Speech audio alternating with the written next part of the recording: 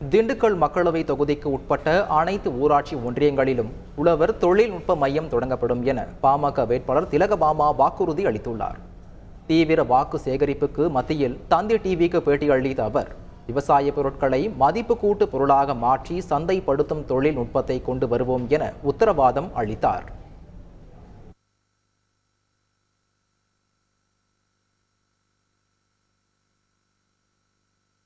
விவசாயம், தொழில்நுட்பம், தொழில் இந்த மூணையும் ஒரே நேர்கோட்டில் இணைப்பது குறித்தான இந்த கூட்டம்.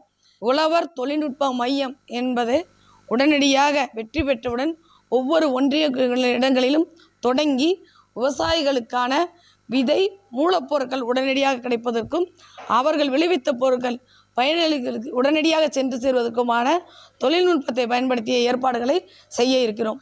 மலைப்பகுதியில் அதிகம் இருக்கிற ஆதிவாசிகளுக்கு வீடு என்பதனை முதன்மையானதாக வலியுறுத்தி பெற்றுத்தருவோம் என்று இந்த இடத்தில் உறுதி. சபரிமலை ரயில் திட்டம், பழனிக்கான ரயில், இந்த விஷயங்களை எல்லாம் கூடுதலாக நாடாளுமன்றத்தில் குரல் கொடுக்க முடியும்.